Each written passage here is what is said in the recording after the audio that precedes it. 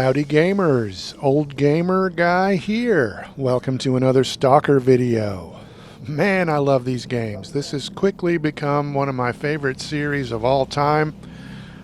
Stalker 2 was my first. It was actually the fourth game in the series, so eventually I wanted to get more of the story, and I picked up the Legends of the Zone trilogy on sale, and I've been very glad I did, despite the fact that these games are old and outdated in certain ways. There is a certain amount of jank. The second game, Clear Sky, was technically probably the weakest so far. I had a number of crashes with that game, and I have had one crash so far with this game in about 2 hours. But generally speaking, this one seems to be the most polished of the three. And despite those technical difficulties, I am really enjoying the experience. Come on, man. Put that weapon away. He's a cautious fellow, and I don't blame him because this is a very dangerous world. He's going to give us some information about a safe zone, which I very much appreciate, but he's also going to tell us about one of the helicopter crash sites. This location reminds me of a place in Clear Sky. I don't know if it's supposed to be the same place, but it reminds me of an area toward the beginning of Clear Sky called the Burnt Village. And in fact, I think this is called the Burnt Village also.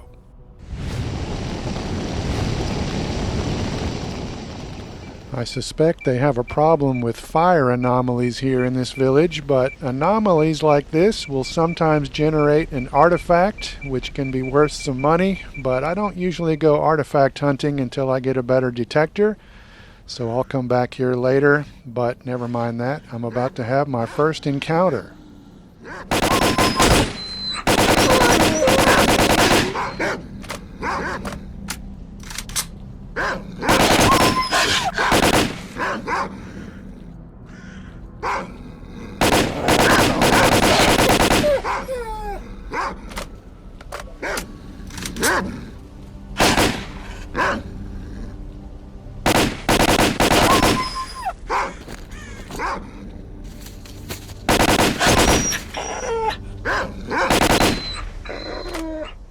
Certainly not great shooting on my part, but I only used one bandage, and that is significant and noteworthy because in Clear Sky you are a bleeding fool.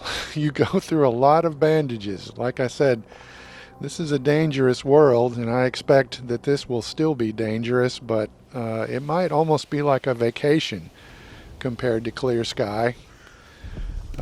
You'll see a number of enemies in this video. I'm not going to fight all of them because you don't always want to engage with every enemy, but those guys over there are your basic zombies.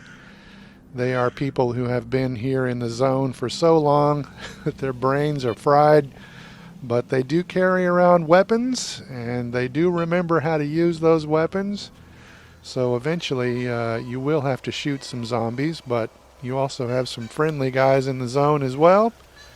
In the other games, most everybody plays a guitar, but this game adds a harmonica to the mix.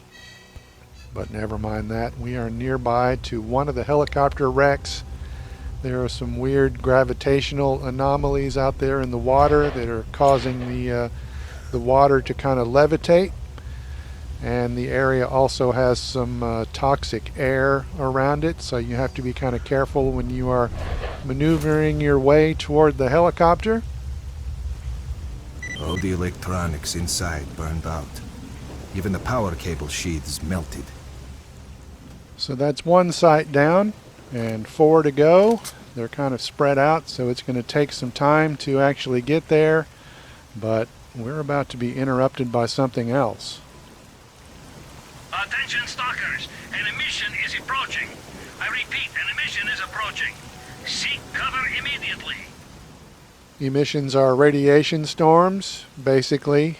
There's more to it than that if you pay attention to the story, but we'll go ahead and just call them radiation storms here, and you do have to seek cover. In the second game, which is a prequel, your character is sort of implied to have a resistance to the emissions. And he survives a couple of them in cutscenes early on, but throughout the game you still have to hide from them. But luckily the game does tell you exactly where you need to go on the map in order to take shelter and wait out the storm. Stalkers, the mission is finally over. I hope you're all in one piece. The designated hiding space doesn't always make sense. This one kind of did, but there was a part in Clear Sky where I was hiding from an emission under a collapsed wall, and basically it was still outside and in the elements, but you know, it told me to go there and it worked for cover, so that was good enough for me. But never mind that. Here we have some wildlife, and there are two separate kinds of wildlife, and they're fighting with each other. I heard some other noise in the area, so I backed off, and what I saw chilled my blood. So we have a pack of wild dogs down there. We've got a boar. We've got some fleshes, and we've got a bloodsucker. That thing down there, which is kind of cloaking itself, that's called a bloodsucker. I want nothing to do with all that, so I'm going to back off. But up here is another wild boar, which I'm going to avoid. Yeah, you don't always have lots and lots of ammo, so you don't always want to engage with every single creature. But sometimes you have to engage. I'm approaching another helicopter crash site here, and there is a creature in the area called a poltergeist. These are elemental entities. This one is electrical, but there are different kinds, and poltergeists can generally use telekinesis to lift stuff up into the air and throw it at you. This one doesn't seem to take a lot of damage. Usually I feel like they will take more damage than this one does, but this may be a weaker one because it's the first one I'm running into, I guess.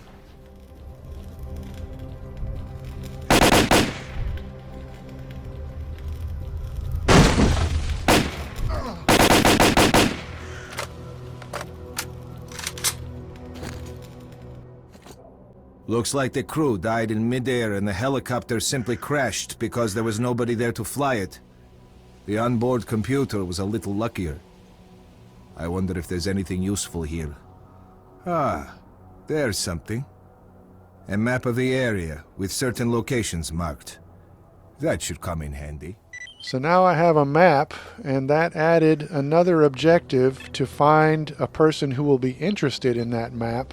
But never mind that. Here I am still doing some exploring, and I just located some guys here that appear to be neutral, but when I approach, they don't seem all that friendly. Put your shooter away.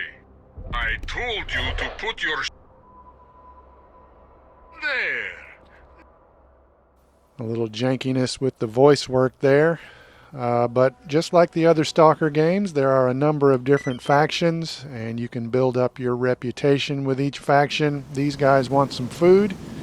If I bring them some food, they will automatically become friendlier, but never mind that. We have a couple of fleshes here. They are mutant pigs, and they apparently are hungry.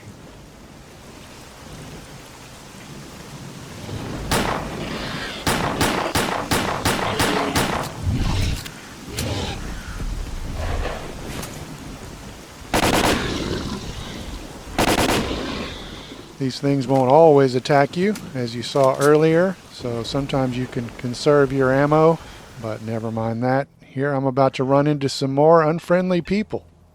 Turn back, Stalker. This place ain't for you. Stalker, off with you while you still got legs. I'll come back later and kill these guys probably, because I think I have an objective here at this point, but this is actually the end of my first hour of play.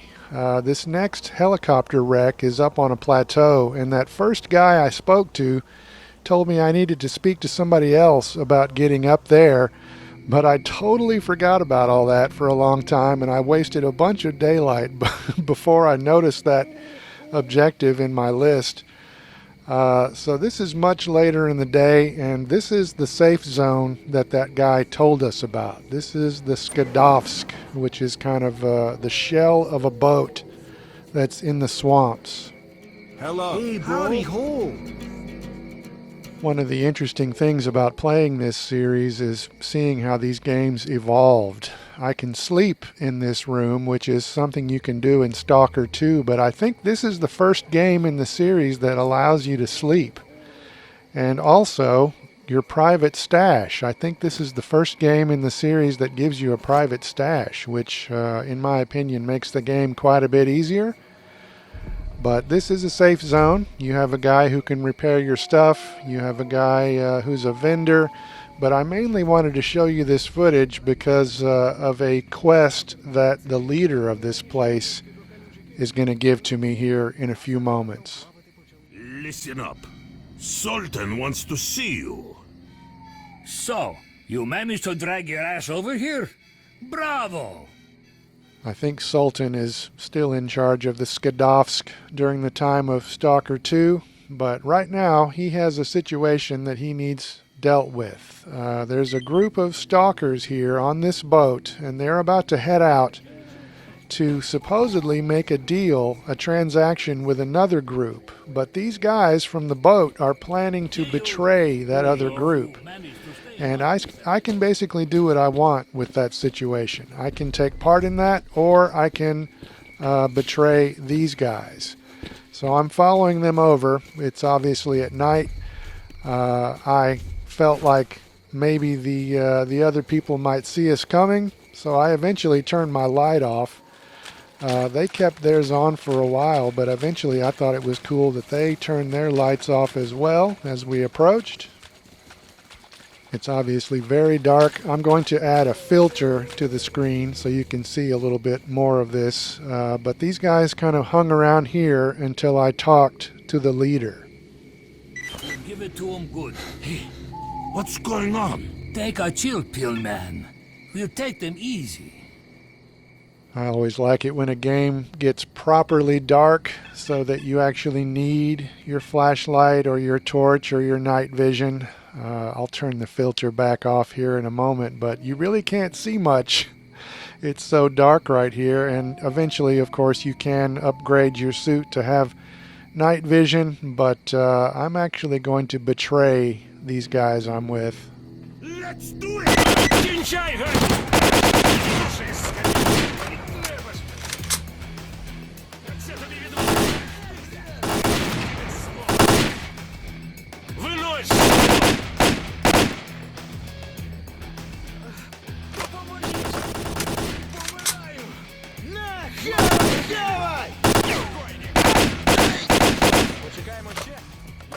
There's another boat in Stalker 2 that is potentially a safe zone, depending on a decision you make. I'm not sure if that's this boat or not, but these guys are now apparently friendly to me.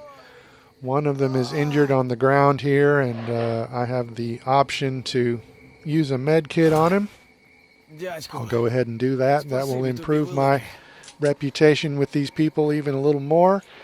And he picks up his weapon and he starts to loot apparently, but I don't think he's actually looting. I think in Stalker 2 they actually do loot unless you get there first, but I think it's just a cosmetic thing here. But here I am returning to the boat, and I'm about to get a little jump scare.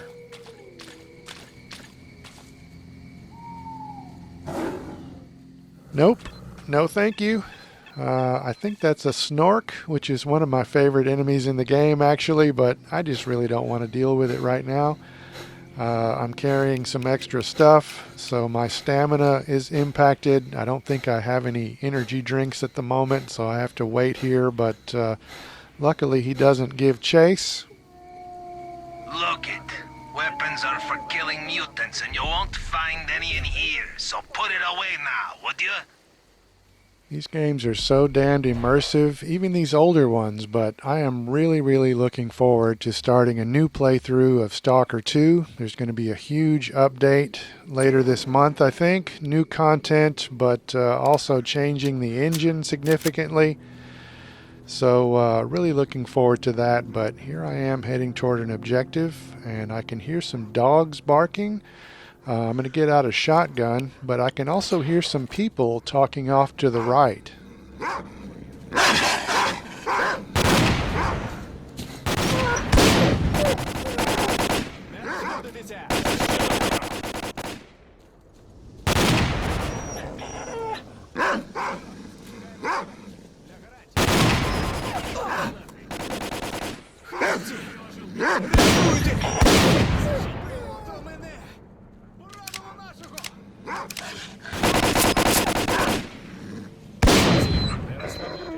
I love moments like that with the AI in these games. Also games like the Elder Scrolls. I always like when you're out exploring and you find people doing things. Fighting with animals or fighting with each other. But I'm out to investigate a strange light, and I thought maybe that was it, but no, it's over here to the right. So those other lights are something I'll have to investigate at some other time. This guy on the ground over here is still alive. I was trying not to shoot him, but here his friend is healing him, which is something I don't think I saw in the first two games. I could heal people with a medikit, but I don't think I saw the AI doing it at all. So I think that's a new thing in this third game, but here I am about to have one more encounter.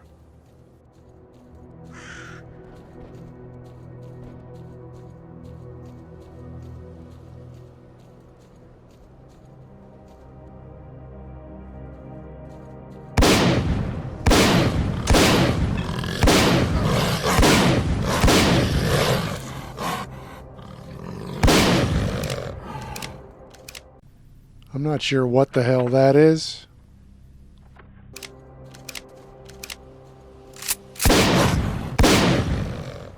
I thought those were pseudo dogs when they first ran out, but pseudo dogs make illusion copies of themselves, which those dogs were not doing. So I'm not sure exactly what that was. I think there's at least one creature in this game, though, that was not in Stalker 2, at least not yet. So hopefully I'll see something I haven't seen before.